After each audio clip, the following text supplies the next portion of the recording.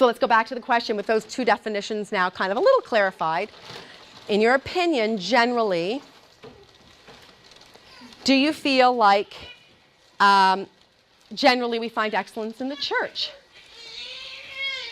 And I think by and large, I wonder if most people would say not so much.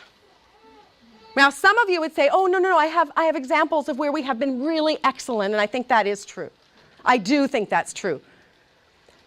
But I have hung out in the church, been part of the church a long time, and I have traveled from church to church, speaking, doing some preaching, doing some cool stuff, and I would say by and large, people do not feel like that is necessarily the case, that we find excellence in the church. Bring in your A game. Here are some of the reasons that that might be the case. Well, frankly, people aren't all that excellent. And some of you may be actually thinking, okay, what if you don't think you're all that great, or what if you're not, or what if I haven't even discovered what I do well? Oh my gosh, what if I feel average? How does this all apply to me? Good. These are the things you're going to talk about tonight at the tables. I think one of the reasons may be because, you know what, you don't even know what you're good at. No one's ever actually affirmed your gifts and talents and things like that and called them out and said, come on, stay there. You're on the right track there. Maybe sometimes people feel like there's no room in the church when I feel like I do this really, really well. I come and I bring it and the church says, position filled. I've had that experience.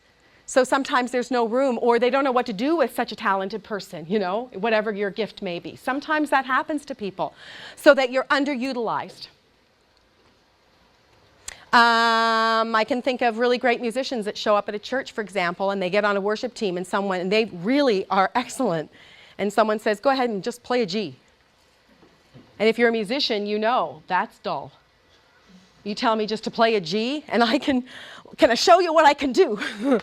You know, and that can be really frustrating, and so you're not inspired.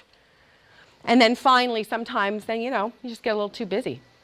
I want to give you, those are sort of some of the thoughts as far as why it may not be. So I'm going on an assumption that those of you who haven't really spoken up sort of either don't know because you don't have a lot of experience, or you know, maybe you're a little shy to say, or you actually do think, yeah, I haven't really seen all that amazing things, you know, a lot of amazing things come out of church.